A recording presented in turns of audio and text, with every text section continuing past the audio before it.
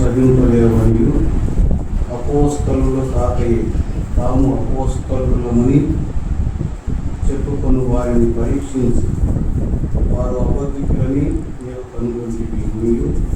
నీవు సహనం కలిగి నా నామం నిమిత్తం భారము భరించి కలయలేదని నేను తెలుగును.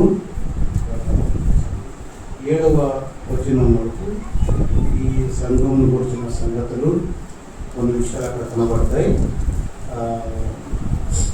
నేను మాటలు ఏప్రిల్ నెలలో ఎఫెసీయులకు రాసిన పత్రిక 3వ అధ్యాయం 18వ వచనాన్ని తీసుకొని కొన్ని మాటలు చెప్పాను.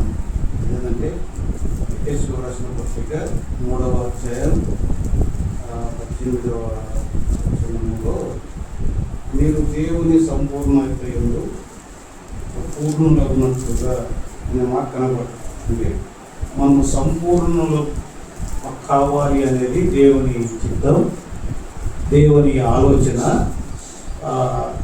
ఇది ఆ ఎఫెసీ సంఘాన్ని ప్రేమించి అపోస్తలుడైన పౌలు గారు వారికి లెటర్ రాస్తూ ఆయన రాసినటువంటి మాట మనము సంపూర్ణము అవ్వాలి అనేది. ఆయన మాత్రమే కాదు, మన సర్వాధికారి అయిన దేవుడు, ప్రభు అయిన యేసుక్రీస్తు యొక్క కోరిక, యేసుక్రీస్తు యొక్క ఆలోచన కూడా మనము సంపూర్ణం అవ్వాలి అనేది దేవుని చిత్తం, దేవుని ఆలోచన. అలా ఉండాలి అని ఆయన కోరుకుంటున్నాడు.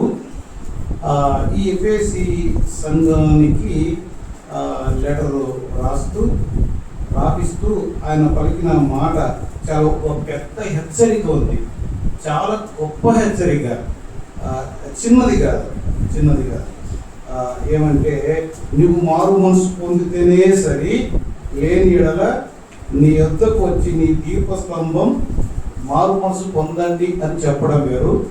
మారు మనసు పొందితేనే సరి, లేకపోతే నీ సంగతి తెలుస్తా అన్నట్టుగా మాట్లాడాడు. అంటే అది చాలా సివియర్ మాట అన్నమాట. ఎందుకు ఈ మాట మాట్లాడాడు ప్రభువారు? ఇంత గట్టిగా ఎందుకు చెప్పాడు? నేను ఆ రోజు సమయభావం లేక ముగింపులో పూర్తి క్లారిటీ ఇవ్వలేకపోయాను. ఎందుకు ఇంత గట్టిగా మాట్లాడాడు? ఇంత గట్టిగా మాట్లాడాల్సిన అవసరం ఉందా? అంటే దేవునికి మనం చెప్పేవారు కాదు కదా. ఎందుకు చెప్పాడు అంటే ఆయన ఆ సంఘాన్ని గురించి ఆయనే చాలా మంచి మాటలు చెప్పాడు. అంటే సహనం ఉంటేనే సరిపోదు, సిద్ధాంతాలను గ్రహించే శక్తి ఉంటేనే సరిపోదు, ఆ క్రమం తెలిస్తేనే సరిపోదు, ఇంకా గ్రహించే జ్ఞానం అక్కడ ఉంది. గ్రహించే జ్ఞానం ఉంటేనే సరిపోదు. నికోలాయితుల బోధన వ్యతిరేకించారు, తిరస్కరంటే అక్రమమైన దాన్ని వారు తిరస్కరిస్తేనే సరిపోదు. అంటే ఇంకా ఏదో అంటే మనకు సంపూర్ణము కావాలంటే ఇది మాత్రమే సరిపోదు, అది మాత్రమే సరిపోదు, ఇంకా పర్ఫెక్ట్గా ఉండాలి, ఇంకా కరెక్ట్గా ఉండాలి అన్నట్లుగా ఉండాలి అనే ఉద్దేశంతోనే దేవుడు మారు మనసు పొందమని చెప్పాడు.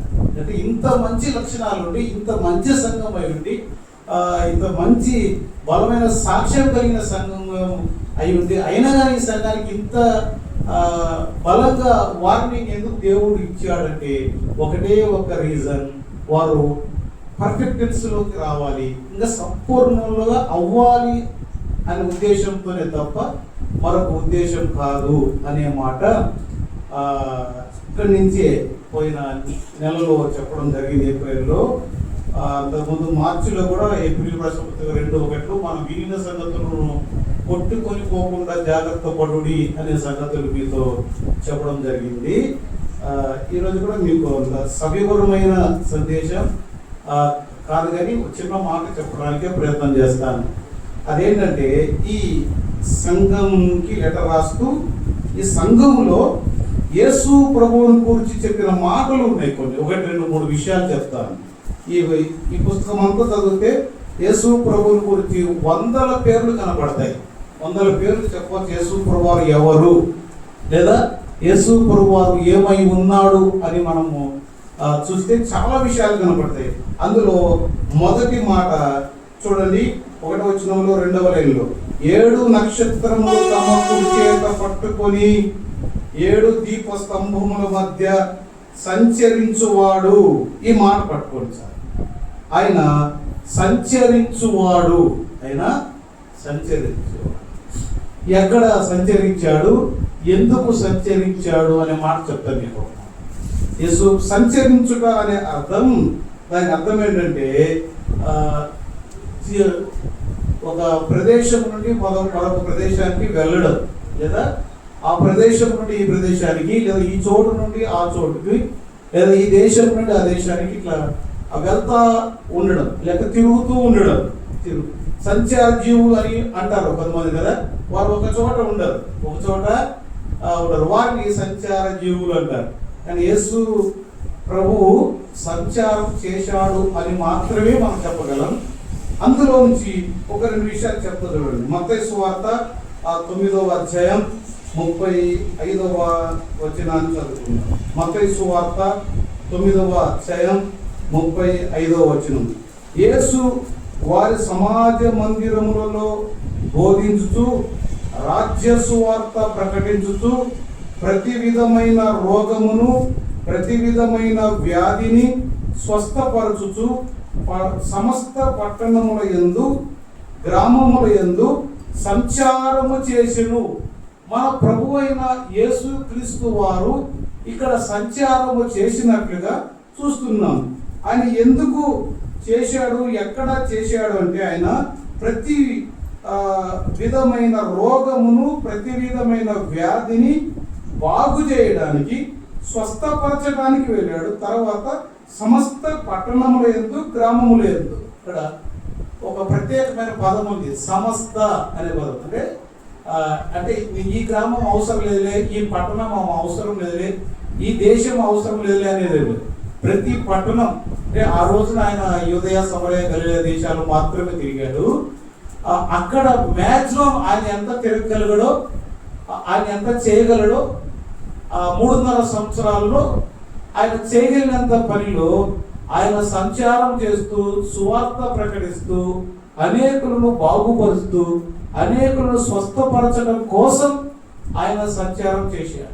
ఈ మాటను బట్టి మనము నేర్చుకోవలసింది, మనం గమనించవలసింది ఏంటంటే, మన ప్రభు అయిన యేసుక్రీస్తు వారు ఎలా తిరిగి సువార్తను ప్రకటించాడో, సువార్తను బోధించాడో, ఈ రోజున సంఘంగా నీవు, నేను, మనం మన ప్రభు అయిన యేసుక్రీస్తుని గురించి ప్రకటించవలసిన వారమై ఉన్నాం.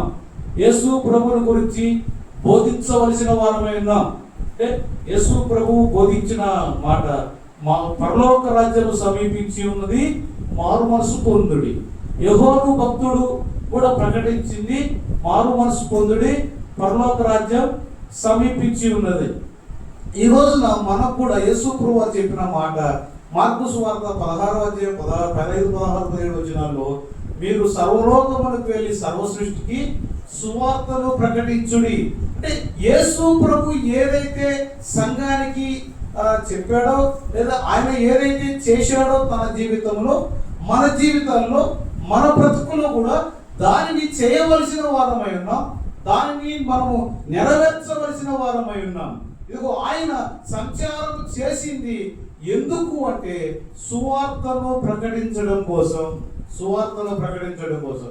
యేసు ప్రభు చనిపోక ముందు, వెళ్ళక ముందు తన శిష్యులకు చెప్పిన మాట, ఇచ్చిన ఆజ్ఞ కూడా, మీరు సర్వలోకానికి వెళ్ళి సువార్తను ప్రకటించుడి. చాలా మంది పిక్నిక్లకు వెళ్తా ఉంటారు కదండి, పార్కులకు వెళ్తా ఉంటారు, ఏదైనా దేశాన్ని చూసి రావడానికి వెళ్తా ఉంటారు. ఒకసారి మన అందరికి బాగా తెలుసు, ఒంగోలు వాళ్ళు సహజంగా అంటే కొత్తపట్నం వెళ్ళి వస్తూ ఉంటారు. ఎందుకు వెళ్ళి వస్తుంటారు? ఏదో చూసి వద్దామని, కాసేపు హాయిగా గడిపోద్దామని, కాసేపు సేద తీరుదామని, కాసేపు సంతోషిద్దామని, కాసేపు ఎంజాయ్ చేద్దామని. కానీ మనము సంచరించడం, లేదా మనం సంచరించవలసింది ఎందుకోసం అంటే, యేసు ప్రభును ప్రకటించడం కోసం. యేసు ప్రభును ఇక్కడ మన ప్రభు అయిన యేసుక్రీస్తు వారు ఎక్కడెక్కడ ఎప్పుడెప్పుడు ఎందుకు సంచరించాడనే విషయాలు ఇంకొక మాట కూడా చెప్తాను చూడండి. నిర్గమకాండం 12వ అధ్యాయం 23వ వచనం చూడండి. నిర్గమకాండం 12వ అధ్యాయము 23వ వచనాన్ని మనం చూద్దాం.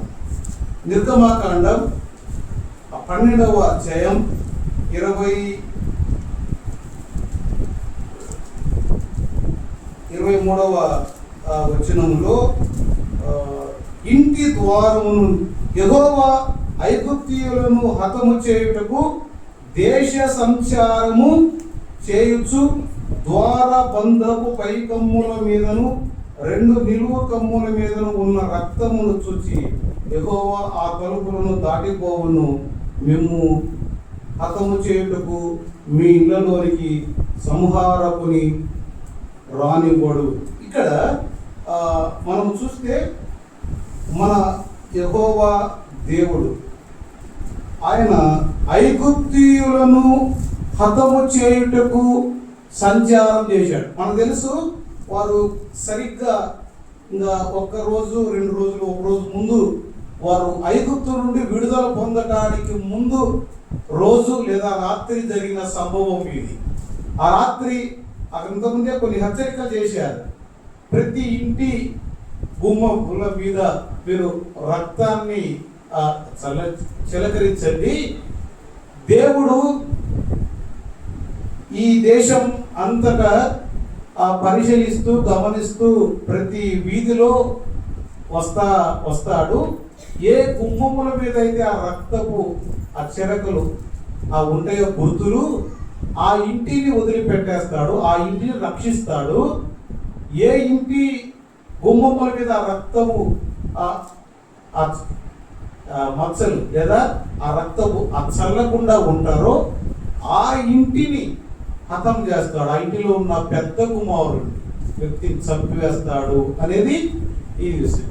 అంటే ఇశ్రాయేలీలు 450 సంవత్సరాలు ఐగుప్తు దేశంలో ఉన్నప్పుడు వారు విడుదల పొందడానికి ముందు జరిగిన సంభవం ఇది. అప్పుడు యెహోవా దేశం అంతా సంచారం చేశాడంట.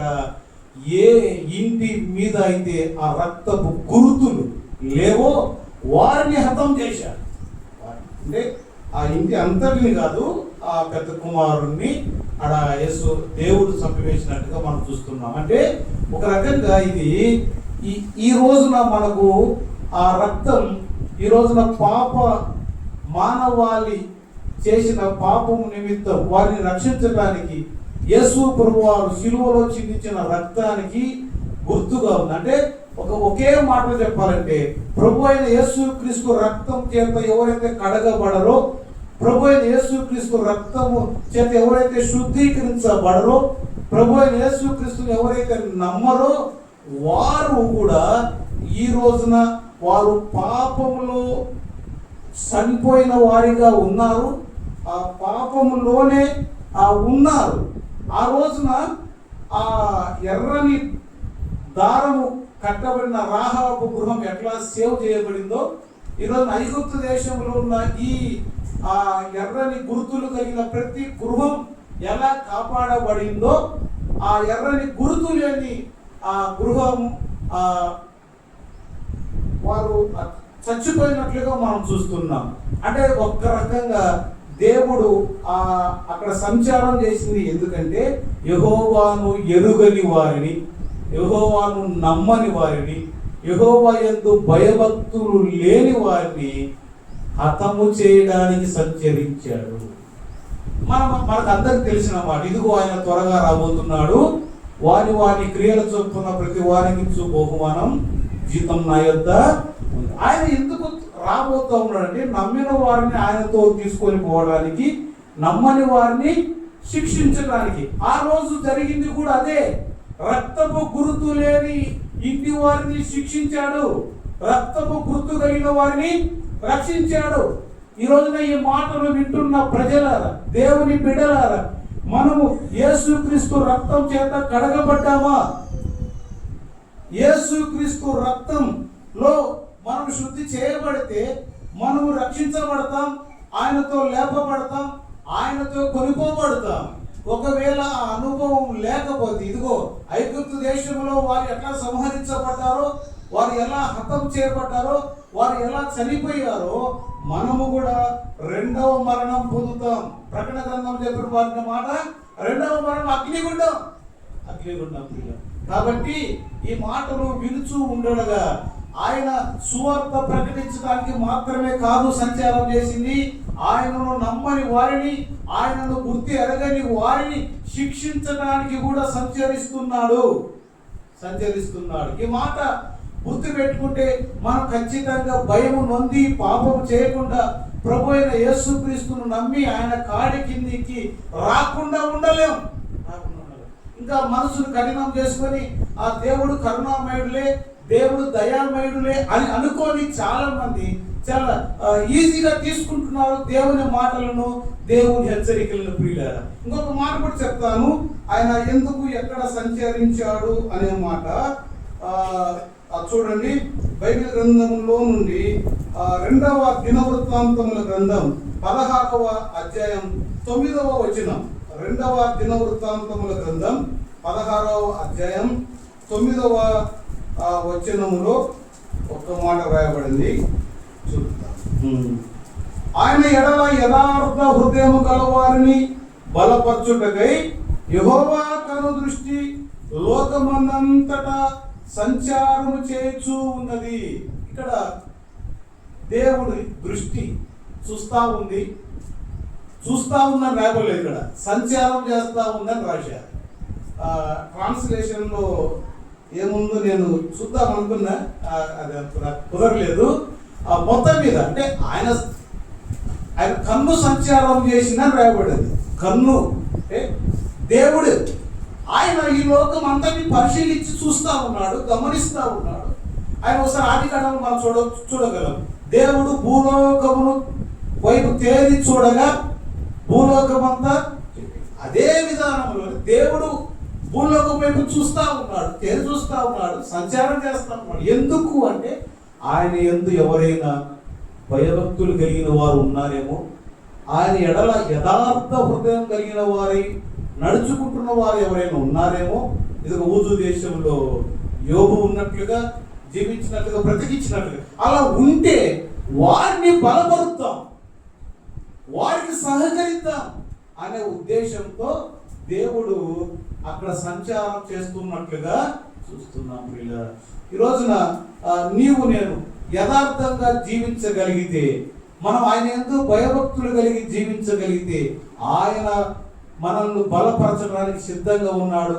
మనల్ని బలపరచడానికే ఆయన సంచారం చేస్తున్నాడు. అంటే ఎక్కడ 2-3 నా నామములో కూడి ఉంటారో వారి మధ్యలో నేను ఉంటానని చెప్పాడు. ఈ రోజున మన మధ్యలో ఉన్నాడు, ఆయన మన మధ్యలో సంచరిస్తున్నాడు. ఇక్కడేమో లోకమంతటా సంచరించాలని రాయబడింది.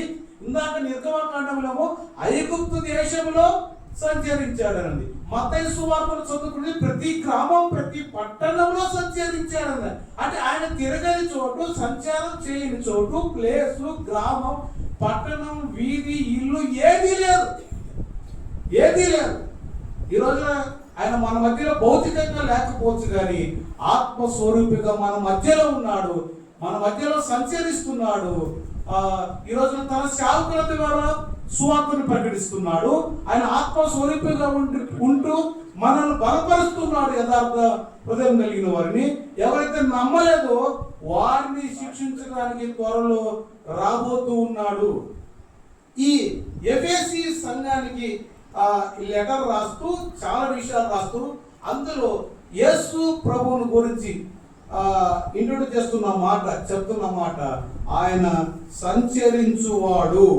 7 దీపస్తంభముల మధ్య అంటే సంఘాలు గుర్తుంది. ఆ వివరణ కూడా నేను ఇవ్వబోట్లేదు. ఓన్లీ ఒక ప్రభు అయిన యేసుక్రీస్తును మాత్రమే నేను ఫోకస్ చేయాలనుకున్నాను. ఒకటి, ఆయన సంచరించువాడు అని చెప్పారు. ఆయన ఎక్కడెక్కడ సంచరిస్తారు? లోకమంతా సంచరించాడు, ఐగుప్తు దేశంలో సంచరించాడు. భౌతికంగా జీవించినప్పుడు ప్రతి పట్టణం, ప్రతి పల్లెలో సంచరించి ప్రభు అయిన యేసుక్రీస్తు ఆయన రాజ్యాన్ని గురించి ప్రకటించిన వాడిగా సంఘాల్లో మనం కూడా సంఘాన్ని బలపరచడం కోసం గృహాల విజిటింగ్స్ కానీ ఇవన్నీ వాళ్ళు మన ధైర్యం చెప్పడం కోసం, వారిని ఆత్మ సంబంధంగా బలపరచడం కోసం మనం కూడా ఈ విధమైన పనులు చేయవలసిన వారమై ఉన్నామని కూడా ఈ వాక్యం ద్వారా మనం గమనించగలం. ఇంకొక రెండో మాట చెప్తా చూడండి. ఒకటి, ఆయన సంచరించేవాడు అని. ఆ రెండు చూడండి, 2వ వచనంలో నీ క్రియలను, నీ కష్టమును, నీ సహనమును నేను ఎరుగుదును అన్నాడు. ఎరుగుదును అన్నాడు. ఇక్కడ నాకు ఎట్లా అనిపిస్తా ఉందంటే, ఇక్కడ దేవుడు ఆ సంఘాన్ని, ఆ సంఘ బిడ్డల్ని అప్రిషియేట్ చేస్తూ ఉన్నాడు, అభినందిస్తున్నాడు. మీరు చాలా సహనం కలిగిన వారు, మీరు చాలా కష్టపడేవారు, మీ క్రియలు నాకు తెలుసు అని ఒక రకంగా అభినందిస్తున్నారు. ఇది నిజంగా మనము పొగడ్త వేరు, వాస్తవాన్ని గ్రహించి అభినందించడం వేరు. కొంతమంది ఊరక ఆ పొగడ్తలు కోరుకుంటారు. ఇంట్లోనే, మన ఇంట్లో సహజంగా న్యాచురల్గా జరిగేది. ఒక చిన్న ఉల్లిగడ్డ పచ్చడి దొరికింది, ఈ పచ్చడి ఎలా ఉంది అంటారు. ఈ పచ్చడి దానికి మనం మార్కులు ఇవ్వాలి. ఒక ఫిష్ కర్రీ చేశారు, ఇది ఎట్లా ఉందంటారు. పచ్చడికి అడగడమే, ఫిష్ కర్రీకి అని ఇక్కడ వాళ్ళు ఏదో ఆశిస్తున్నారు. ఎక్స్పెక్టేషన్ కాదు, వాస్తవాన్ని, ప్రజలలో ఉన్న ఒక మంచితనాన్ని మనం గుర్తించి అది వారికి తెలియజేయడం అనే దాన్ని అభినందించడం అంటారు. ఒక మంచి మార్కులతో, ఒక 500 మార్కులు, 550 మార్కులతో 10th క్లాస్లో పిల్లవాడు పాస్ అయితే వారిని అభినందించడం రైటా కాదా? అట్లనే మన వ్యక్తిగత జీవితంలో మన పిల్లలను కూడా అప్పుడప్పుడు వారిలో ఉన్న మంచి టాలెంట్, వారిలో ఉన్న మంచి క్యారెక్టర్, లేదా వారిలో ఉన్న ఒక సింగింగ్ విధానం కావచ్చు, ఏదైనా చర్చిలో కానీ మందిరంలో ఏదైనా చేసే పనులను గుర్తించి వారిని అభినందించడం ద్వారా వారు మరింత ఆ పని చేయడానికి, చదివేవాడైతే అభినందిస్తే మరింత ఎక్కువగా చదువుకోవడానికి, పని చేసే వాడిని అభినందిస్తే మరింత పని చేయడానికి, ఒక బాగా పాడుతున్న వాడిని అభినందిస్తే వారు మరింతగా పాడడానికి, ప్రభువును స్తుతించడానికి, ప్రభువును మహిమపరచడానికి అవకాశం ఉంటుంది. చాలా విషయాల్లో, చాలా సంఘాల్లో జరుగుతున్న చిన్న ఒక 0.5లో ఉన్న బలహీనత ఇది అయిందేమో అని నేను అనుకుంటున్నా. ఇది నా వ్యక్తిగత అభిప్రాయం, బైబిల్ కాదు, నా వ్యక్తిగత అభిప్రాయం. ఇలా చేయడం ద్వారా మనం పురుగొల్పడానికి, ప్రోత్సహించడానికి అవకాశం ఉంటుంది. ఇప్పుడు ఈ రోజున చిన్న పిల్లవాడు మొదలుకొని ముసలి వాళ్ళ వరకు కూడా పొగడ్తకు పడిపోని వారంటూ ఎవరు లేరు. ఈ విధంగా మనం వెళ్ళాలి అనే ఉద్దేశం నాది కాదు, కానీ వాస్తవాన్ని మనం గ్రహించి అది చెప్పడం. ఇక్కడ నీ క్రియలను నేను ఎరుగుదును, నీ సహనమును నేను ఎరుగుదును అని చెప్తా ఉంటే ఆ సంఘం వారు నిజంగా సంతోషపడి ఉంటారు. ఒక్కోసారి ఫ్యామిలీలో చిన్న చిన్న సమస్యలు, చిన్న చిన్న బలహీనతలలో కూడా, ఒక్కోసారి కుటుంబంలో కూడా ఒకరికి పిల్లలను, తల్లిదండ్రులు పిల్లలు లేడు, భర్త వారి కొన్ని విషయాల్లో వారు చేస్తున్న పనులలో, వారు చేస్తున్న కష్టాన్ని కూడా గుర్తించి అభినందించడం ద్వారా కూడా కుటుంబంలో మంచి కమ్యూనికేషన్ ఉండడానికి అవకాశం ఉంటుంది. కుటుంబంలో చాలా కమ్యూనికేషన్ బంధాలు కొన్ని తెగిపోవడానికి కారణాలు కూడా ఇదొకటి. మంచిని గుర్తించకపోవడం, వాడిని మంచిని మనం మెచ్చుకోకపోవడం కూడా. వీళ్ళ సహజంగా గృహాలు ఆడవాళ్ళు చాలా కష్టపడుతూ ఉంటారు. మగవాళ్ళకి అది 10% కూడా వాళ్ళ కష్టము వీళ్ళు గుర్తించారు. చాలా మంది వారు అన్ని చేసి పాపం చాలా అలసిపోయినా కూడా వీరు ఇంకా ఏదో ఎక్స్పెక్టేషన్ చేస్తా ఉంటే, నేను ఇంత చేసినా నీకే కంటికి కనబడట్లేదా అంటుంటారు ఒక్కోసారి కదా. ఇంత చేసిన గమనించలేదు అని అంటా ఉంటారు. అది రాకముందే మనం గమనించగలిగితే అది సంఘమైన, కుటుంబమైన, వ్యక్తిగత జీవితమైన అభినందించడం అనే ఒక చిన్న పని చేయడం ద్వారా, కార్యక్రమం ద్వారా నిజంగా అక్కడ క్షేమం ఉంటుంది, అక్కడ సమాధానం ఉంటుంది, అక్కడ మేలు ఉంటుంది. బైబిల్ గ్రంథంలో నేను ఒక మాట చెప్తాను మీకు. ఆదికాండం 22వ అధ్యాయం దగ్గరకి వద్దాం సార్. ఆదికాండం 22వ అధ్యాయము 12వ వచనం చూద్దాం సార్. ఆదికాండం 22వ అధ్యాయం అంటే మనకు బాగా తెలిసినటువంటి వెల్ నోన్ వచనం ఇది. అయినా మీతో చెప్తాను. అప్పుడు ఆయన ఆ చిన్నవాని మీద చెయ్యి వేయకము, అతని ఏమియు చేయకము, నీకు ఒక్కడై ఉన్న నీ కుమారుణ్ణి నాకు వెనుదీయలేదు కనుక నీవు దేవునికి భయపడువాడవని ఇందువలన నాకు కనబడుతుంది. నాకు తెలుసు. అబ్రహాం గారితో చెప్తున్న మాట దేవుడు. అబ్రహాం గారికి తెలియదే కాదు. అబ్రహాం గారితో లేక పుట్టిన ఒక కుమారుడు, ఆ కుమారుణ్ణి నాకు బలియువు అని చెప్పగానే అబ్రహాం గారు తన కుమారుని వెంట పెట్టుకొని మోరియా పర్వతం మీదకి వెళ్ళి చేతులు కట్టేసి కట్టెల మీద పడుకోబెట్టి కత్తి చేత పట్టుకొని నరుకుదాము అని చెయ్యి వెత్తగా అబ్రహామా చెయ్యి దించొద్దు, ఈ కత్తి వేటు వేయవద్దు అని చెప్పిన స్వరం అబ్రహాం విన్నాడు. వెంటనే మరొక స్వరం కోరి విన్నాడు. నీ ప్రక్కనే ఉన్న ఆ పొదలో చూడు పొట్టేలు కనపడుతుంది, ఆ పొట్టేలు తీసుకొచ్చి బలి అర్పించింది. ఆయన ఇచ్చిన స్టేట్మెంట్ లేదా దేవుడు అబ్రహాంకు ఇస్తున్న అభినందన, నీవు నాకు భయపడేవాడివి అని అర్థమవుతుంది. దీన్ని బట్టి నువ్వు నాకు భయపడేవాడివి అని అర్థమవుతుంది. ఇంకా చెప్పిన 18వ వచనంలో నీవు నా మాట వినినందున, నువ్వు నా మాట విన్నావు, నువ్వు నాకు భయపడేవాడివి అని అర్థమవుతుంది. ఈ మాట చెప్తే అబ్రహాం ఎంత సంతోషపడతాడు. ఒకసారి మానవులు కూడా ఇంత కష్టపడినా ఇంత పనిని గుర్తించలేదు అనుకునే వాళ్ళు చాలా మంది ఉంటారు. ఇప్పుడు ఒక్కసారిగా అబ్రహాంతో నువ్వు నాకు భయపడేవాడు అని అర్థమైంది అబ్రహాం అనగానే అబ్రహాం సంతోషపడినాడు లేదా? నువ్వు నా మాట వినేవాడివని నాకు అర్థమైంది, నిన్ను బట్టి నీ వలన నీ సంతానాన్ని దీవిస్తానని ఇక్కడ ఇంకా గొప్ప మాట చెప్తున్నాడు 18వ వచనంలో. ఇక్కడ ఆ మాటతో అబ్రహాం గారు మరింత భక్తి చేయడానికి, మరింతగా దేవునికి లోపడడానికి, మరింతగా దేవుని మాట వినడానికి అవకాశం ఏర్పడిందేమో అని నేను అనుకుంటున్నాను.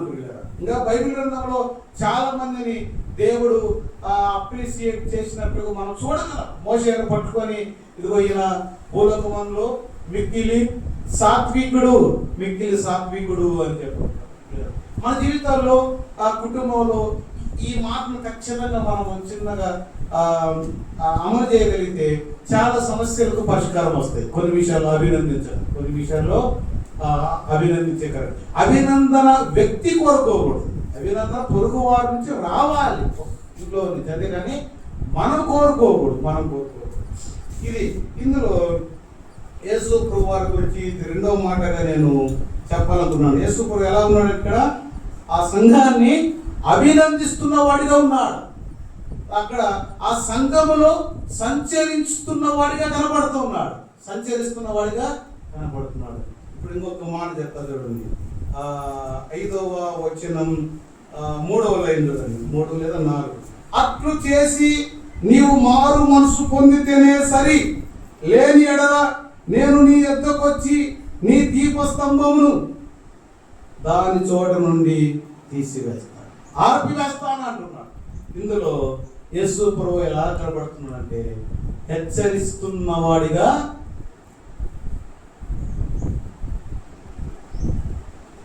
ఈ మాట చూస్తుంటే మనం యేసు ప్రభువును కోపిస్తూ వాడని కూడా అనవచ్చు, అంటే చిత్రీకరించవచ్చు. కానీ ఇక్కడ ఆయన హెచ్చరిక చేస్తా ఉన్నాడు. ఒకసారి దేవుడు పర్సనల్గా ఒక వ్యక్తికి హెచ్చరిక చేస్తాడు, ఒక్కోసారి కుటుంబానికి హెచ్చరిక చేస్తాడు, ఒక్కోసారి సంఘానికి కూడా. ఇది ఈ పత్రిక రాసింది సంఘానికి. అంటే ఇప్పుడు సంఘాన్ని హెచ్చరిస్తున్నాడు దేవుడు. ఆయన సువార్త ప్రకటించేవాడు మాత్రమే కాదు, ఆయన అభినందించేవాడు మాత్రమే కాదు, అవసరాన్ని బట్టి అక్కరను బట్టి హెచ్చరించేవాడు కూడా. చాలా మందికి హెచ్చరికలు అంటే ఇష్టం ఉండదు. చాలాసార్లు వీళ్ళందరూ సంఘాలు కూడా హెచ్చరిక లేని బోధన కోరుకుంటారు. కొంతమంది సేవకులు ఇప్పుడు వస్తున్న ట్రెండ్లో చాలా మంది హెచ్చరికలు లేకుండా జాగ్రత్త పడుతుంటారు. వాళ్ళ వర్తమానాలు అంటే సంఘానికి ఎక్కడ మనం వ్యతిరేకమైపోతామో, ఆ వ్యక్తులకు ఎక్కడ దూరం అయిపోతామేమో, వారు మనకు దూరం అయిపోతే మనకి ఏదైనా నష్టం జరిగితేమో భౌతికంగా, లేక మనము గౌరవాన్ని కోల్పోతామేమో, వారి ప్రేమకు మనం దూరం అయిపోతామేమో అని హెచ్చరికతో కూడిన మాటలు చెప్పడం లేదు, సంఘాన్ని హెచ్చరించడం లేదు. ఇందులో కూడా మనకు మన ప్రభు అయిన యేసుక్రీస్తు మనకు మాదిరి. సంఘాన్ని హెచ్చరిస్తూ ఈ లెటర్ రాపిస్తా ఉన్నాడు యోహాను గారికి చెప్పి, యోహాను ఈ మాటలు రాయి, వీళ్ళు చాలా మంచివారే, వీళ్ళు చాలా సహనం కలిగిన వారే, వీళ్ళు చాలా కష్టపడేవారే, వీళ్ళు దుష్టులను సహించరు, దుర్బోధను సహించరు, వీళ్ళు చాలా విషయాలు ఉన్నాయి. అయినా ఇంకా ఒకటి ఉంది బలహీనత, ఈ విషయంలో కూడా హెచ్చరిక చేయాల్సిందే. ఇన్ని మంచి గుణాలు ఉంటే ఒక చిన్న బలహీనత చెప్పకపోతే ఏమైపోద్ది? ఇక్కడ ముగించాను పోయిన నెలలో. ఇన్ని మంచి గుణాలు ఉంటే, ఇన్ని క్యారెక్టర్స్ ఉంటే ఇక్కడే బుద్ధత్వం పెట్టి చూపించాలా? దానికి కూడా లెటర్ రాయించాలా? ఎస్, రాయించాలి. నీ మీద కోపంతో కాదు, నువ్వు ఇంకా పర్ఫెక్ట్లోకి రావాలని, నువ్వు ఇంకా సంపూర్ణ స్థితిలోనికి రావాలి, నువ్వు పరిపూర్ణం అవ్వాలనే ఉద్దేశంతో చెప్పాడు తప్ప అది కూడా ప్రేమే. ప్రేమతో నేను చిన్న అదొక్కటి సరి చేసుకుంటే నువ్వు 100/100 మొన్న కాకినాడలో ఒక అమ్మాయి 100 తెచ్చుకున్నట్టే కదండి, 100 600 నిజంగా చాలా గొప్ప ఆ విషయం, నాకు సంతోషం అనిపించింది.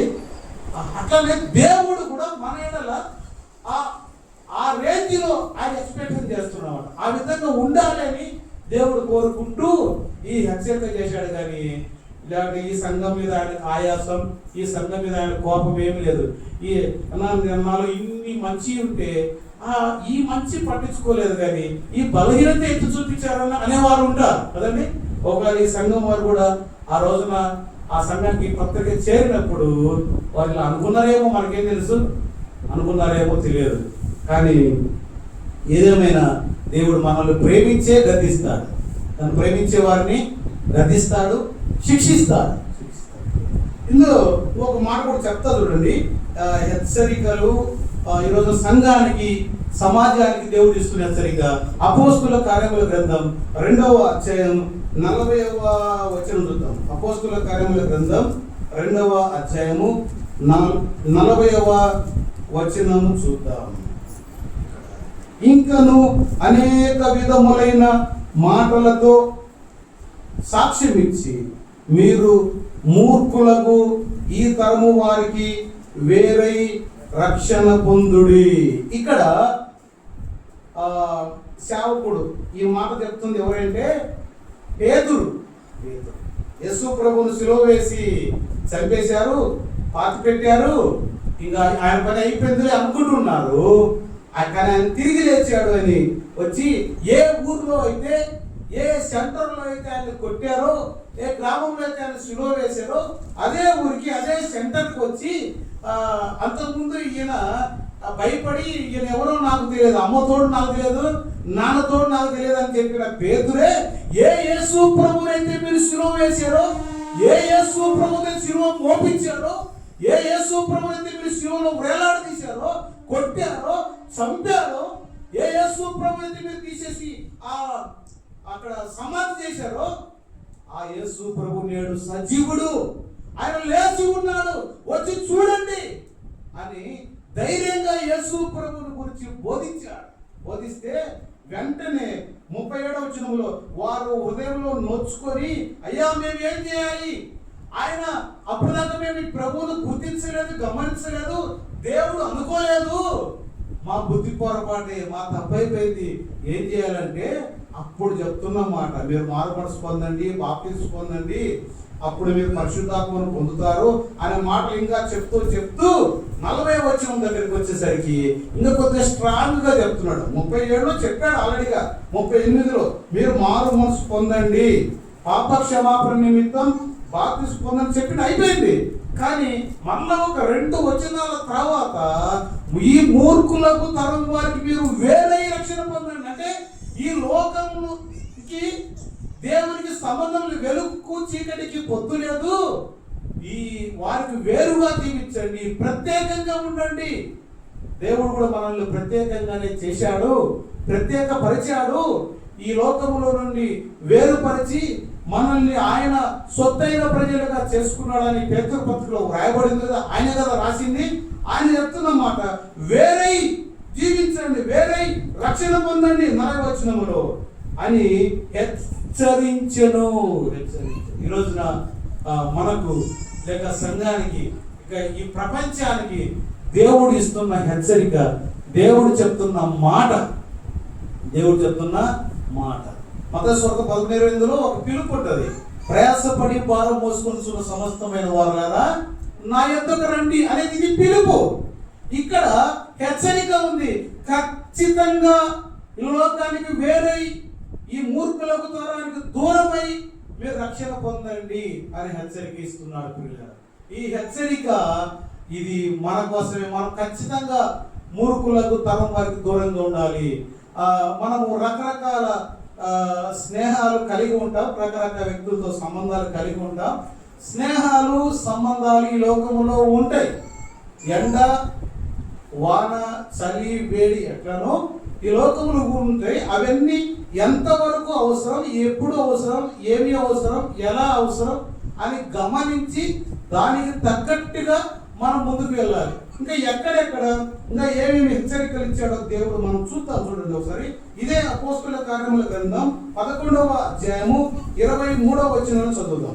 అపోస్తలుల కార్యముల గ్రంథం 11వ అధ్యాయము 23వ వచనం. అతడు వచ్చి దేవుని కృపను చూచి సంతోషించి ప్రభువును స్థిర హృదయముతో హత్తుకొనవలనని అందరినీ హెచ్చరించెను. ఒకరిని కాదు, అందరినీ, ప్రతి ఒక్కరిని హెచ్చరించాడు.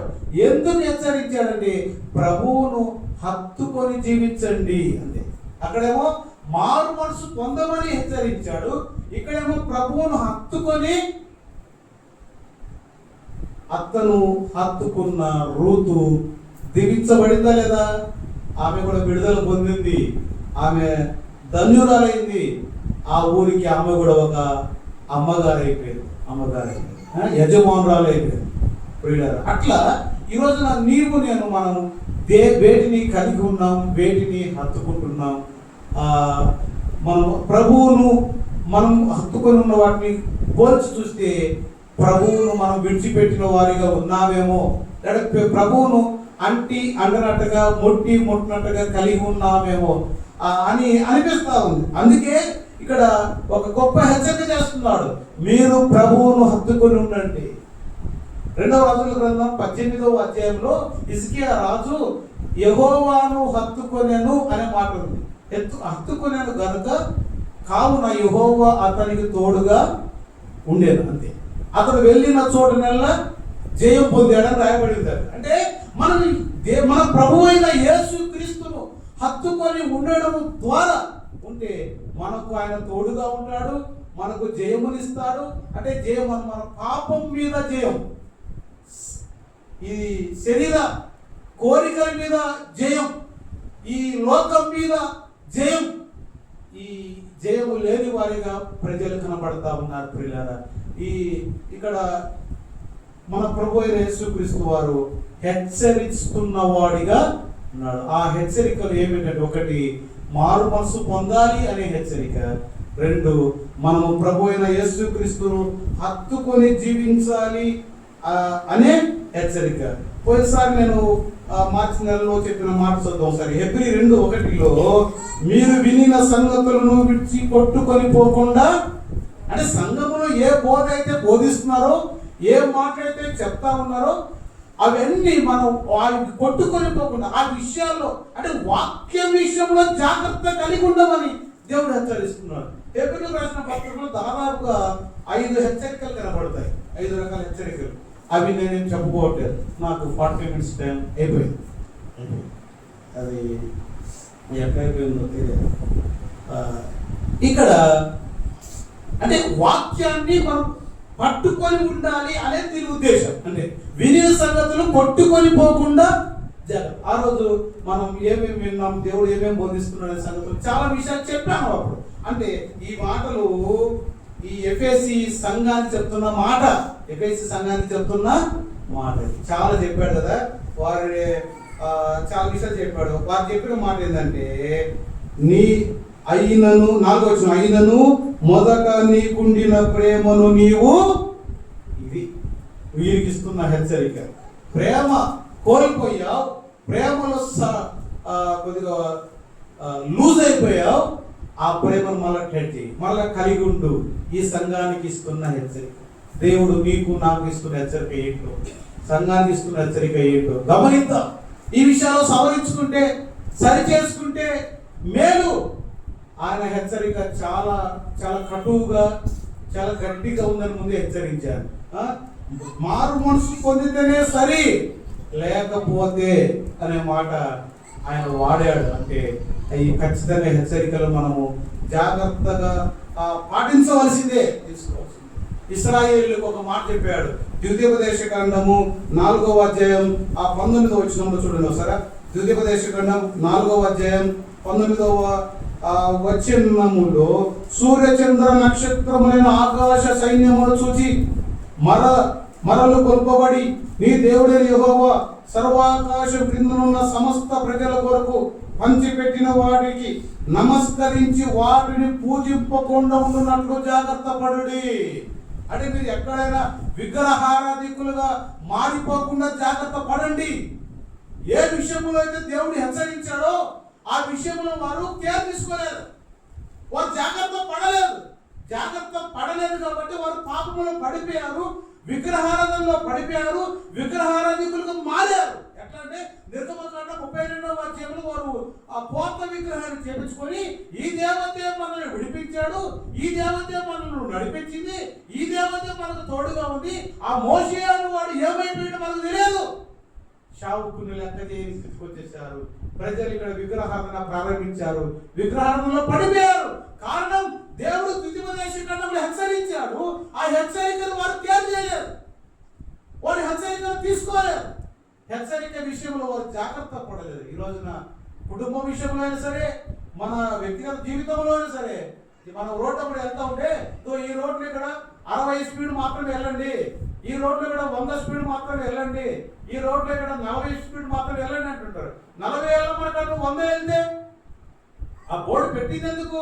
నీ హెచ్చరిక కోసమే, నీ జాగ్రత్త కోసమే హెచ్చరికలు. అక్కడక్కడ స్పీడ్ బ్రేకర్స్ ఉంటాయి, అవి మనం చాలా చిరాకు తెప్పిస్తుంటాయి కదా, కానీ అవి మన కోసమే. ఆ స్పీడ్ బ్రేకర్స్ విషయంలో నేను కూడా ఎందుకు వేసారు ఆయన అనుకుంటుంటాను చాలాసార్లు. అది తర్వాత కానీ అది మన కోసమేలే అనిపిస్తాము. దేవుడు ఇస్తున్న ప్రతి హెచ్చరిక అది మన కోసమే. ఇంకా చెప్పకపోతే యెహోషువ గ్రంథముల్లో 6వ అధ్యాయం 18వ వచనంలో కూడా ఇశ్రాయేలు అందరికీ ఒక మాట, ఇది శపితమైన దాంట్లో మీరు ఏది ముట్టుకోకూడదు, ఏది తీసుకోకూడదు అని హెచ్చరించాడు. 7వ అధ్యాయం 1వ వచనంలో ఆకాను వెళ్ళి దాన్ని ముట్టుకున్నట్టుగా తీసుకున్నట్టు చూస్తాం. దాని పర్యవసానం ఇశ్రాయేలు అందరికీ ఘోర అవమానం, ఘోర ఓటమి, వారు తలదించుకునే పరిస్థితి వచ్చింది. వారేమో మా దేవుడు నోటి మాట చేత భూమిని ఆకాశాన్ని కలుగజేశారంటారు, దేవుడి సృష్టి అంటారు, దేవుడు సర్వాధికారి దేవుడు అంటారు. దేవుడు అంటే మీరు ఎందుకు ఓడిపోయారంటే జవాబు చెప్పలేని పరిస్థితి. కారణం, వారి హెచ్చరికను పట్టించుకోలేదు. శపితమైన దాన్ని మీరు తీసుకోవద్దు, మీరు ముట్టవద్దు అని చెప్తే అతను వెళ్ళి ముట్టాడు పిల్లారా. దేవుడు హెచ్చరించువాడు అని ఇక్కడ అని ఎంత నమ్మకమైన గొప్ప మంచి దేవుడు అంటే, దావీదు విషయంలో అపోస్తల కార్యములు ఈయన నా హృదయానుసారుడు, ఈయన ఆయన కోరుకున్నవాడు అంటాడు. కోరుకున్న దావీదును, ప్రేమించిన దావీదును అభినందించాడు. అభినందన కనబడుతుంది. అదే అభినందించిన దావీదును పట్టుకొని కూడా దావీదు ఒక్కసారి చిన్న పొరపాటు చేసినప్పుడు ములాజ లేకుండా పోయి చొక్కా పట్టుకొని దేవుడు దావీదును ప్రశ్నించాడు. ఈ పని చేసిన నువ్వే కదా, ఇది ఘోరం కదా, ఇది తప్పు కదా, ఆ మనుషుడు నీవే. ఆయన హెచ్చరించడంలో రాజీ పడలేదు, దావీదును హెచ్చరించడంలో రాజీ పడలేదు, ఇశ్రాయేలుని హెచ్చరించడంలో రాజీ పడలేదు. ఇంకా చాలా విషయాలు ఉన్నాయి కానీ నా టైం అయిపోయింది. ఆయన ఒకసారి ఆలోచన చేద్దాం. దావీదు ఇంత కీర్తనకారుడు, గొప్ప వ్యక్తి, వీరుడు, సూర్యుడు, ఇశ్రాయేలుకు విజయాన్ని తీసుకొచ్చిన వాడు, గొప్ప మేధావి, గొప్ప సంగీతకారుడు, విద్వాంసకారుడు, ఇన్ని పేరు ప్రఖ్యాత ప్రతిష్టలు ఉన్నా ఒక చిన్న లోపం జరిగినప్పుడు దేవుడు ఏమాత్రం సందేహింపకుండా పోయి దావీదుని హెచ్చరించాడు. ఆ మనుషుడు కారణం అతని గేలి చేయాలని కాదు, అతని అవమానం చేయాలని కాదు, సరి చేసుకుంటాడని. ఈ ఎఫ్ఎసి సంఘానికి కూడా ఇస్తున్న హెచ్చరిక ఉద్దేశం వెనక ఉన్న ఉద్దేశం ఏంటంటే సరి చేసుకోవాలి అని, వారు బాగుపడాలని, వారు ఉన్నత స్థితిలోకి రావాలి అని. అక్కడికి వెళ్ళా కానీ ఆ సంఘాన్ని గురించి మనం ఒక్క ముక్క కూడా మీతో చెప్పలేదు. నేను అక్కడ మన ప్రభు అయిన యేసుక్రీస్తు వారు గురించి ఒక 3 విషయాలు తీసుకొచ్చారు. 1 ఆయన సంచరించువాడు, 2 ఆయన అభినందించువాడు, 3 ఆయన హెచ్చరించువాడు. ఆయన సంచారించిన విషయాల్లో నుంచి ఒక 3 చెప్పాను, హెచ్చరించిన విషయాల నుంచి ఒక 3 విషయాలు చెప్పాను, అభినందించిన విషయాల గురించి ఒక 3 చెబుదాం అనుకున్నా కానీ నా టైంలో ఒకటే చెప్పాను. దేవుడి మాటలు దీవించును కాక. ఇంకా ఈ హెచ్చరిక తీసుకుందాం, అపార్థం చేసుకోకూడదు, మనం సరి చేసుకుందాం. ఇంకా ఎవరైనా మారు మనసు పొందకుండా ఉంటే మారు మనసు పొందుదాం. ప్రభువు యేసుక్రీస్తు నమ్మి ముందుకు సాగి వెళ్దాం. దేవుడి మాటలు దీవించును గాక. ఓకే.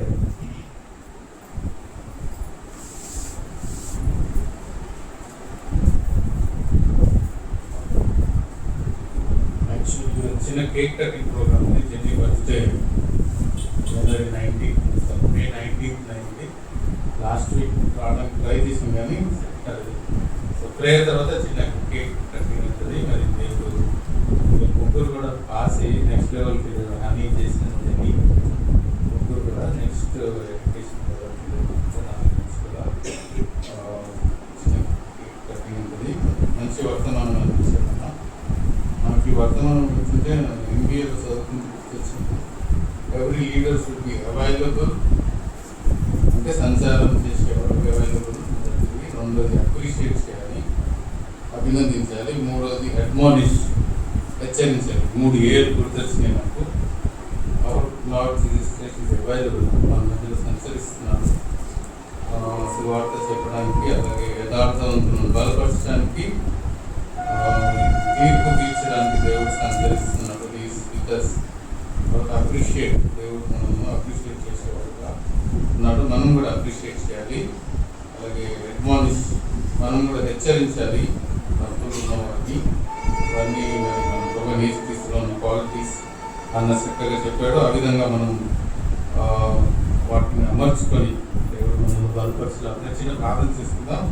తర్వాత ప్రేయర్ చేస్తాడు. కేక్ కటింగ్ చేస్తాడు.